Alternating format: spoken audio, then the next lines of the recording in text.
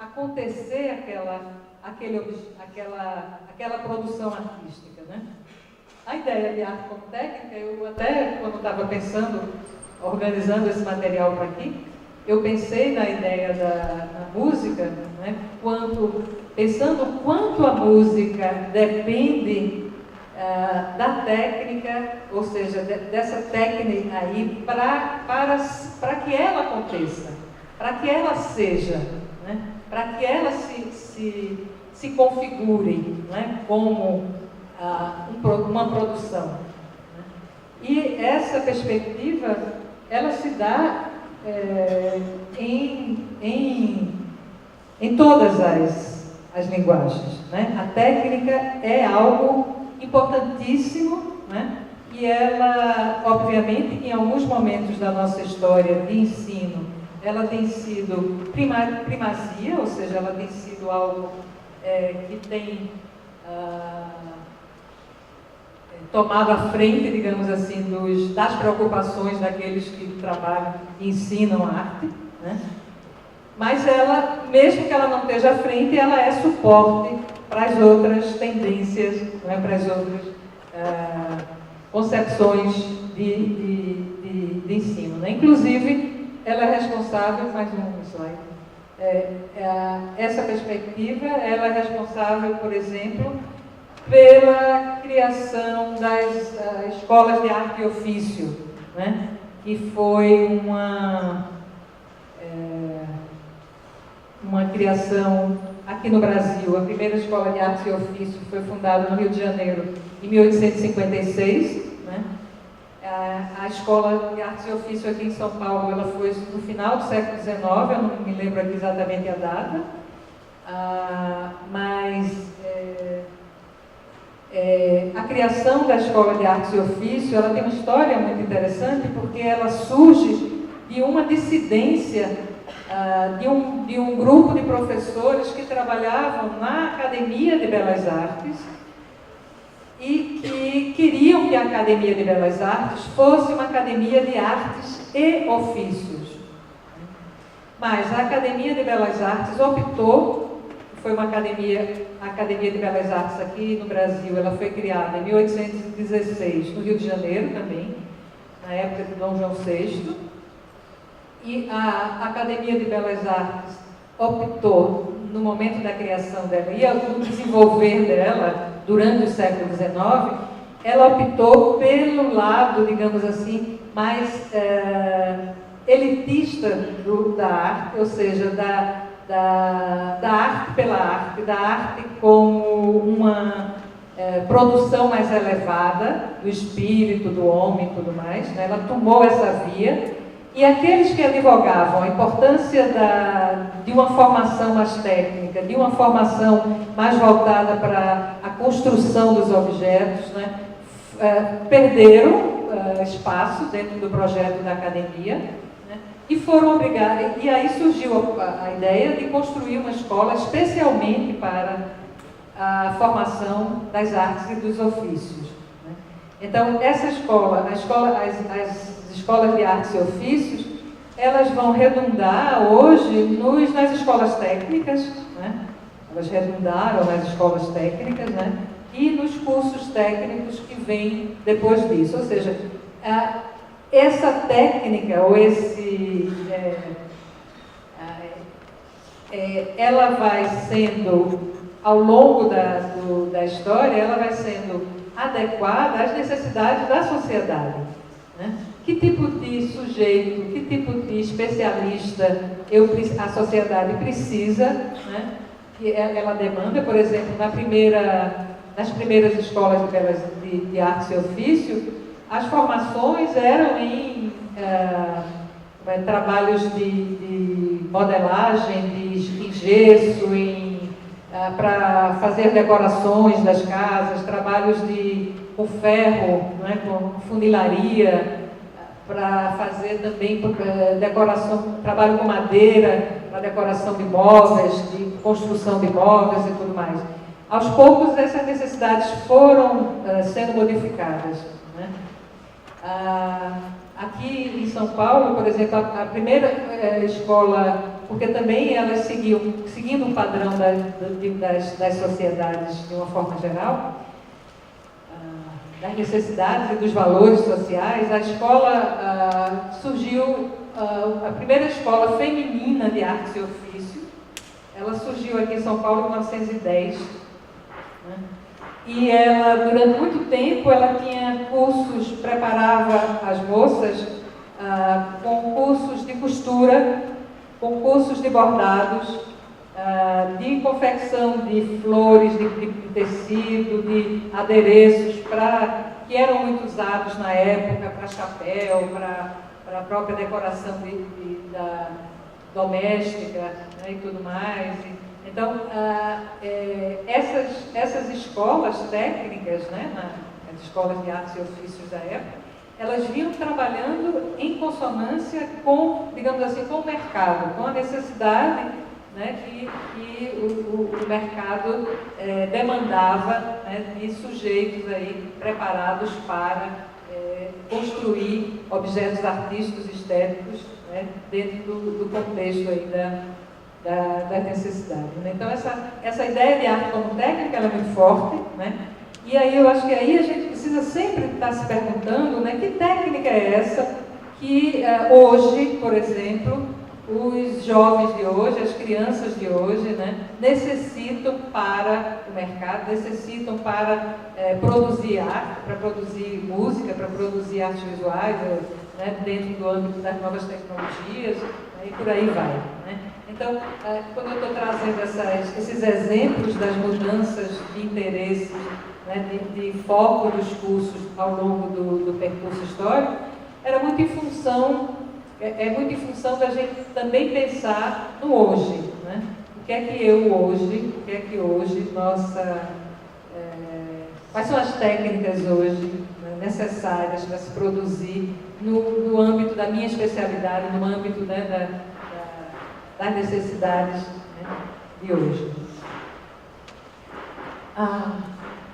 E aí, uma outra concepção também fortemente presente no nosso contexto é a concepção de arte como expressão, né?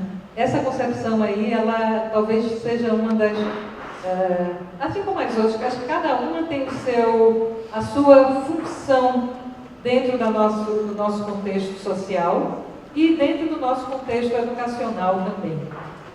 Mas a ideia de arte como expressão, ela vem do romantismo, né? Ela se apresentou, né? Se fez, digamos assim, se formula, né, claramente no período do romantismo e vai ser fortemente retomada no modernismo, né? Do campo, estou aqui, obviamente, situando o campo das artes visuais, né? A imagem eu gosto dessa imagem, essa de cá, do Courbet, que é um artista francês, né, Gustave Courbet, da época do romantismo, né? O nome desse quadro é O Retrato do Artista, ou seja, é um autorretrato, né? Mais conhecido como O Desesperado, né? Então, passa um slide ali. Essa ideia do artista genial, né? Do artista como um ser distinto da normalidade das pessoas, o artista como aquele ser louco, a associação da arte com a loucura, né, se dá de uma forma está muito presente aí dentro dessa concepção também. E dentro da questão do modernismo, o expressionismo também vai nos levar vai permitir quebrar com vários conceitos que aquela ideia de arte como representação nos colocava dentro de uma rigidez de certos modelos, né? Então, a ideia de arte como expressão vai alargar isso. A gente vai poder, naquela imagem lá, que é um artista pernambucano, o Vicente do Rego Monteiro, ele faz um retrato do irmão Joaquim do Rego Monteiro, e ele, aquela ideia de que ele pode pintar o rosto de verde e que isso vai estar dentro de um contexto, né, de expressão do artista que não que tem uma relação com a ideia que ele quer construir, com a imagem que ele quer. Então a ideia, o expressionismo, ele vai alargar o nosso campo estético, né, trazendo um ponto de vista do sujeito, né, de uma forma muito mais forte do que propriamente a realidade como modelo. Né? O exterior, mas vai trazer o interior, a subjetividade.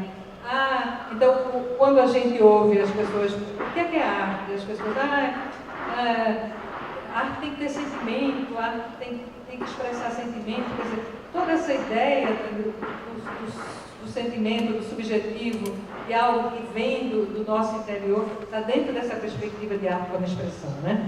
E ela é uma perspectiva que vai trazer fortemente, ela vai entrar fortemente no campo educacional. E aqui eu estou falando do campo educacional, tanto a educação formal quanto a não formal, a educacional como um todo, né? Quando ela olha para o sujeito, ela também vai olhar para o sujeito que aprende, ou seja, ela vai olhar para a criança, né?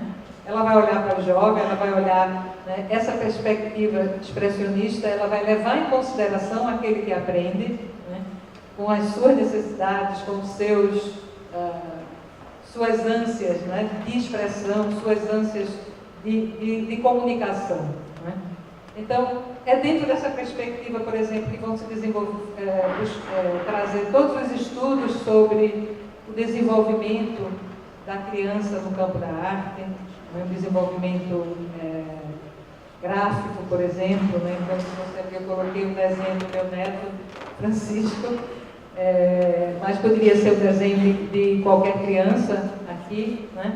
Mas essa é dentro dessa perspectiva que começa a se formular, a se olhar para essa criança no final do século XIX e durante todo o início do século XX, né? Que essa imagem do que a criança faz começa a ter sentido, começa a fazer sentido, a gente começa a olhar para ela com um olhar mais condescendente. Né? Passa uma outra imagem. Essa outra imagem que eu coloquei ali é do Dubuffet, que é um artista modernista que vai estudar a arte dos loucos, né? Ele vai trabalhar com pessoas que estão diagnosticadas com problemas mentais, né? E vai trazer essa expressão, fazendo relações dela com a arte da criança, ou seja, é fortemente dentro desse contexto da expressividade que essas outras, digamos, produções que antes eram periféricas do campo da arte, né, estavam nas periferias, começam a ser olhada, né, de forma mais evidente. E aí aqui a mesa de informação, eu vou trazer uma referência que é forte, que é aquele senhor que está ali do paletó e gravata ali no canto, Francis Zech, que é um austríaco, que passou a ser conhecido no campo da arte da educação como o pai da arte da educação. Porque foi Francis Zech que começa a desenvolver o que ele vai chamar de classes, as classes de Zizek, né? Ele começou a dar aula dentro de uma escola, ele arranjou um espaço dentro de uma escola técnica, uma escola de artes e ofícios em Viena, e ele começa a desenvolver um ateliê para crianças, né? Ou seja, ele começa a trabalhar fora do âmbito da educação formal, né? Que na época ele começa a trabalhar em 1897 e a experiência dele vai até 1938, ou seja, ele trabalha no início do século XX, né? Inclusive durante a Primeira Guerra, até a experiência dele vai até o início da Segunda Guerra Mundial. E ele começa a desenvolver essas atividades com crianças.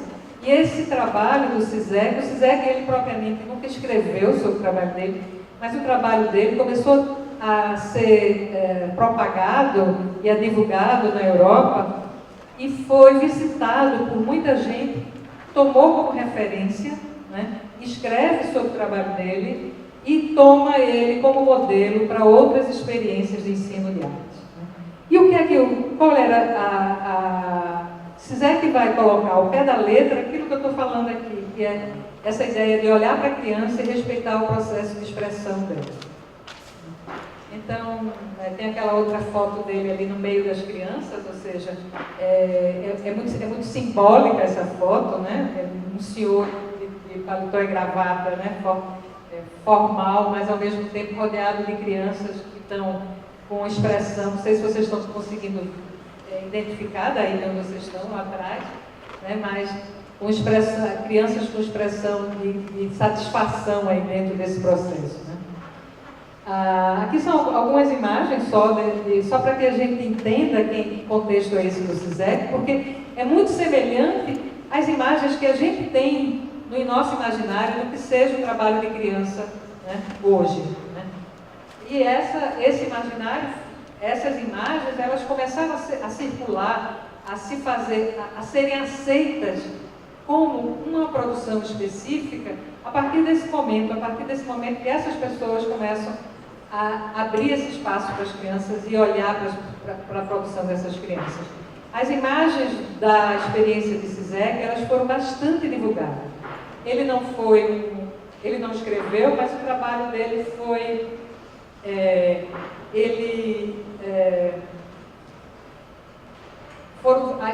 os trabalhos das crianças foram fotografados e divulgados em exposições na Inglaterra, nos Estados Unidos. Né? Da Inglaterra, essa mesma linha de trabalhos foi desenvolvida lá na Inglaterra muito fortemente e uma exposição de trabalhos de crianças inglesas veio parar aqui no Brasil em 1940. Então, é só para mostrar um pouco como essas ideias circulam, né? E como elas acabam chegando, né? E essa exposição de crianças inglesas, que foi patrocinada pelo British Council, aconteceu no Rio de Janeiro e aqui em São Paulo, em 1941, né? E foi a partir dela que se criou uma experiência semelhante, tendo como modelo essa experiência do SISEC aqui no Brasil, que foi a experiência das escolinhas de arte, chamada Escolinha de Artes do Brasil, né? Que foi, segundo a Ana May Barbosa fala, que essa foi talvez a primeira franchise de ensino de artes, porque foi criada uma escola no Rio de Janeiro, essa escolinha de artes, né? Que tinha essa pretensão de deixar as crianças se expressar, de trabalhar com o sentido expressivo, né? Inclusive a experiência da escolinha de arte, ela trabalhava com várias linguagens, mas ela, sobretudo trabalhava com música, trabalhava com teatro, muito com teatro que eles chamavam de títeres, teatro de...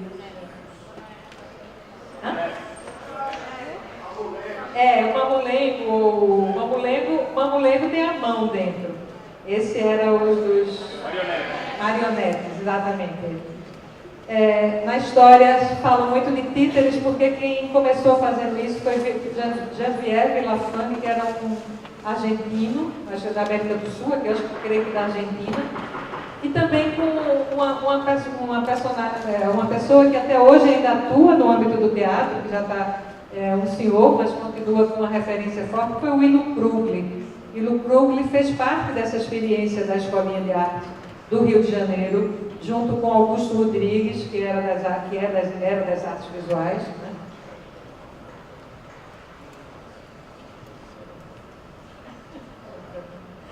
Vai estrear um filme agora, um documentário sobre a história da arte e educação. Alguns de vocês já devem ter visto no Facebook, né? Já tem sido divulgado. E o Willo Krugli é um dos que está, um dos entrevistados, né? Junto com a May e outras personalidades da história do Brasil. Exato. Vou confessar que eu não lembro exatamente, mas até para no intervalo eu vou dar uma conferida e depois eu passo. É uma coleção de vídeos que está sendo... que foi captada por um projeto do Maria Antônia, coordenado pela Rosa Abelberg, e que ela fez umas sessões, ela convidava vários educadores aos sábados para ir lá contar suas histórias, e ela filmou todas essas entrevistas, e agora, junto com uma ONG chamada Ação Educativa, eles fizeram uma curadoria desses vídeos, selecionaram 10, eu não me lembro agora se são 10 ou mais, acredito que sejam em torno de 10 vídeos, e publicaram esses 10 DVDs. Essa coleção vai ser lançada no MASP, vai ter um evento no MASP agora no final de março. Percurso da Arte e Educação. 27 de março, ela falou. Tudo bem, atenta, pois é. Então, patrocinado pela, se eu não me engano, pela CIA, Fundação CIA. Instituto CIA. Instituto CIA, Enfim, ela vai ser disponibilizada. É interessante pegar esse material, porque acho que tem um material muito rico aí. Tem depoimentos de educadores de várias linguagens, contando as histórias, as suas histórias pessoais, que tem a ver até com essa perspectiva aqui que eu estou falando, né? Mas, enfim, remarcar aqui o movimento Escolinha de Artes, porque ele passou a ser um movimento, né, de uma experiência. Uma escolinha, ela foi se multiplicando, né? Isso é importante lembrar, que é numa época em que o ensino de artes na educação formal ainda se restringia à disciplina de desenho na escola e disciplina de música, ou seja, ainda não era a disciplina de educação artística, ela vai vir só na década de 70, esse movimento Escolinhas que eu estou falando aqui é o início dos anos, em 48, depois na década de 50 ele vai se fortalecendo, nos anos 60 ele começa a oferecer cursos de formação de educadores, e são esses cursos que vão fazer com que essa ideia se propague, porque vinham educadores de várias regiões do Brasil e iam para a escolinha do Rio de Janeiro, era chamado curso intensivo de arte e educação, eles eram dados em janeiro e julho, na época de férias dos professores, e os professores voltavam para as suas cidades e lá iam abrindo escolinhas. Inclusive, essa imagem que está ali é um desenho de meu filho, Rafael, quando ele era criança, em 1991, da Escolinha de Artes do Recife, que é exatamente essa fachada que está ali, né? A Escolinha de Artes do Recife, que eu tive contato, tive uma proximidade, tive uma formação muito próxima dela. Ela existe ainda hoje, é uma das poucas que sobrevive enquanto modelo de escolinha, da mesma forma como ela foi implementada nessa época aí, né? O que é importante também a gente pensar aqui? Que essa ideia de arte como expressão, esse modelo de educação, né, ele vai se tornar também uma referência muito forte para as ações de educação não formal. Porque ele exatamente é uma ação de educação não formal. A escolinha de arte era uma escolinha que as crianças frequentavam fora do horário da escola formal, e ela tinha também ela tinha um diálogo muito forte na época com uma reconstrução no sentido do sujeito, porque ela trabalhava muito em consonância com ela atendia muitas crianças com dificuldades de aprendizagem, crianças autistas, crianças com síndrome de Down, crianças que os psicólogos encaminhavam para esse tipo de trabalho. Então, esse modelo, que é o modelo da escolinha, vai ser muito forte dentro desse âmbito dos trabalhos de educação não formal. E uma última, conceito, quer dizer, última no sentido da minha escolha aqui, porque a gente pode sair levantando outras possibilidades de conversa com concepções de arte. Que a arte como linguagem, que é uma perspectiva que começa a ser desenvolvida exatamente com a Revolução Industrial, com o início do século XX, na Bauhaus, com o desenvolvimento da linguística, da semiologia, como áreas de conhecimento, ou seja, essa perspectiva que traz essa perspectiva do âmbito da comunicação, né? Se a outra perspectiva é a perspectiva da expressão do sujeito, da expressão da subjetividade, a perspectiva que entende a arte como linguagem, ela se pauta na ideia de que sim, a produção artística tem algo a comunicar com o mundo, né? E obviamente que ela vem pautada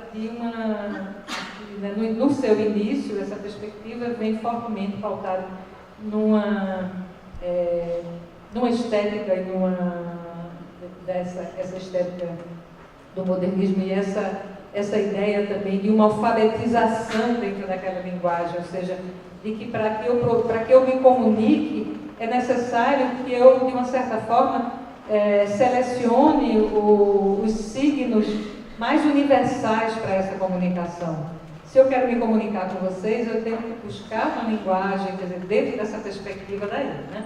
Eu teria que buscar uma linguagem que a maioria daqui das pessoas conhecesse, né? Para que essa comunicação se efetivasse. Então, essa linguagem, essa tendência que vai trabalhar dentro dessa perspectiva das linguagens visuais, dos alfabetos visuais, nas artes plásticas, aquela ideia de que eu tenho sempre que começar trabalhando com ponto, linha, reta, plano, quer dizer, com os elementos da linguagem visual, para que daí eu possa construir algo, né? Então, essa perspectiva, digamos assim, que parte do mais simples para o mais complexo, dentro daí. Então, é algo que tem que traz uma racionalidade muito forte, diferentemente da outra perspectiva da expressividade, né?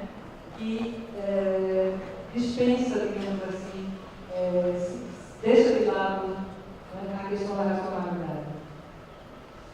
E aí, aqui só para fazer rememorar um pouquinho, para poder entrar no modelo, né? Então a ideia de essas funções da arte como decoração, né? Que é a arte como beleza, a arte como representação em mim, quer dizer, as funções da arte como expressão, liberdade. Pode ir passando, Gui. Aí eu acrescentei mais algumas coisas, porque eu querendo trazer para vocês também que eu fiz um recorte aqui, né? Que você pode trazer a perspectiva da espiritualidade, a perspectiva do compromisso social, né? Ou a ideia da arte como investigação do mundo, como pesquisa. Ou seja, são vários conceitos de arte que a gente pode ir buscando entender, né? E uma coisa que é muito importante é que da gente pensar que esses conceitos, que a gente não traz um conceito só, né? A gente é uma mescla de vários conceitos, né?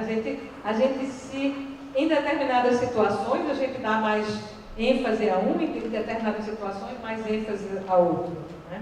Então, esse exercício que eu fiz aqui é um exercício de tentar identificá-los, né? Para que a gente consiga visualizar melhor, né? O recurso didático, digamos, da minha parte, que eu sou professora. Aí, etc., porque tem outros, né? Mas pode passar. E aqui, antes de terminar essa primeira parte, né? Que é uma parte, digamos assim, eu dividi minha fala nessa parte mais histórica e na segunda parte, depois do intervalo, a parte mais das tendências mais contemporâneas. Dentro desses modelos que a gente acabou de passar aqui, na perspectiva dos modelos formativos que o Emmanuel Aguirre traz para a gente vai ter dois modelos que são fortes. E são esses dois modelos que vão praticamente, com poucas variações dele, pautar as nossas propostas de ensino e de aprendizagem, né? Primeiro modelo que é chamado essa nomenclatura que dá o Emmanuel, de logocentrista, que é centrado no conhecimento, no logo, né? Logo conhecimento, então, centrado no conhecimento, né? Está muito ligado, obviamente, por sua história, na pedagogia tradicional, né? E ele vai, aí aqui eu botei texto, porque eu sou, como eu disse a vocês, eu sou professora, então eu preciso desses recursos para me organizar, né? Mas o modelo logocentrista tem essa ideia do arte como saber técnica, né? Então ele aqui vai englobar aquela ideia de arte como representação, de arte como técnica, de arte como decoração, ou seja, essas correntes, essas concepções vão estar fortemente mais ligadas a essa concepção, né? E eles vão tem como centrado no valor do objeto artístico e na instrução dada aos estudantes, ou seja, o que interessa no processo de formação. Quer dizer, isso é um modelo formativo, né?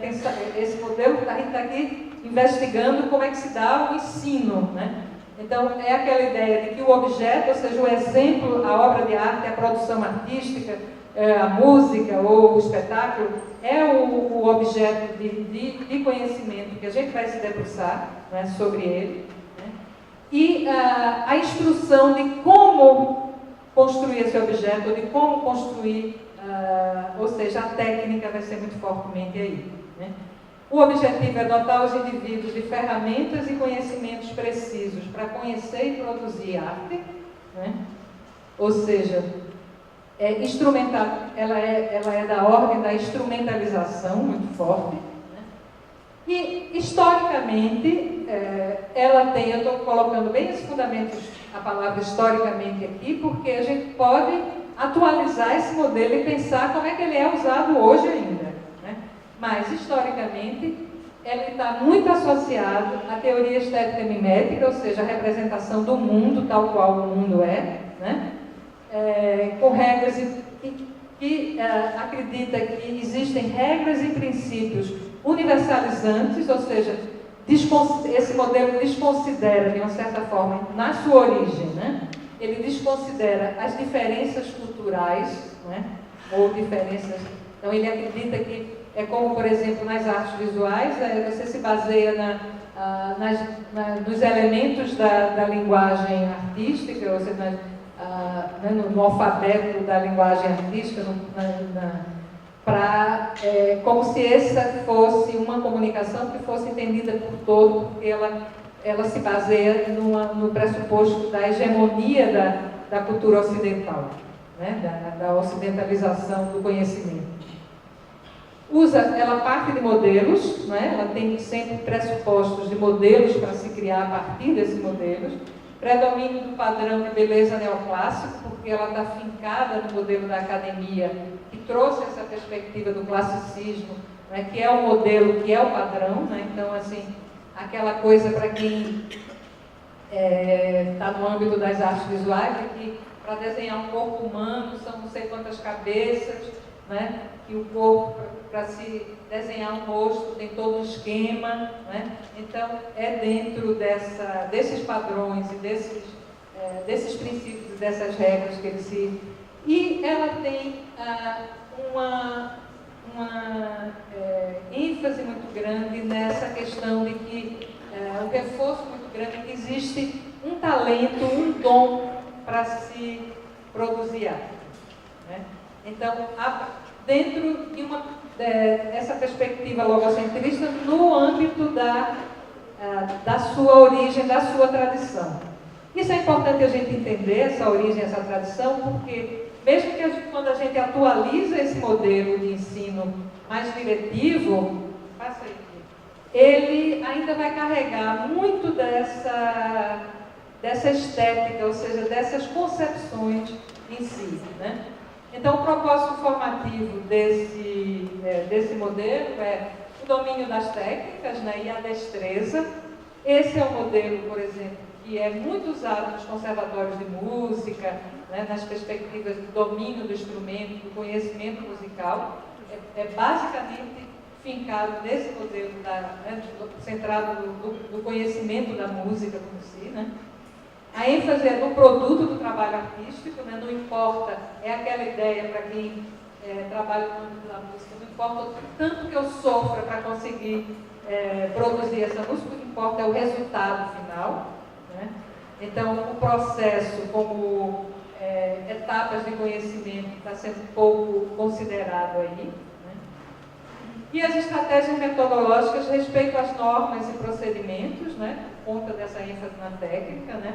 Uma didática diretiva que acredita que o professor é aquele especialista que domina os saberes, né? E é dele que advém o conhecimento. E a didática sistematizada, acumulativa e progressiva, né? Ou seja, precisa de começar do mais simples para o mais complexo e tal. Então, esse é o modelo tradicional, inclusive que se a gente mudar alguns termos aqui, que a gente está apontando dentro dos termos do campo da arte, mas se a gente trouxer isso para o campo da educação, essa é a nossa base da educação tradicional também, né? Por isso que é o modelo tradicional. E o segundo modelo, para a gente encerrar essa primeira parte, é o modelo expressionista, que vai também trazer fortemente para o âmbito da educação. Essa perspectiva vai estar ligada e ela vai ser construída dentro da perspectiva da escola nova, que é uma corrente educacional que vai se dar aqui desde da década de 20, 30 do século 20, né? E que é chamada também de pedagogia progressista, né? Tem outros nomes aí, carrega outros nomes, mas é dentro dessa perspectiva, que vai estar relacionada com aquele modelo expressionista lá que a gente viu, com aquela concepção de arte como expressão, né? Então, a grande mudança aí é, se antes o foco era no saber e na técnica, agora o foco é na expressão e no sujeito que se expressa, né? Então, centrado no aluno e na crença do poder da arte em transmitir e expressar sentimentos e emoções. Então, o Fundamentos é uma versão tardia do romantismo, né, como a gente já viu aqui. Bases, ela é concomitante à criação o desenvolvimento e o exercício dessa perspectiva.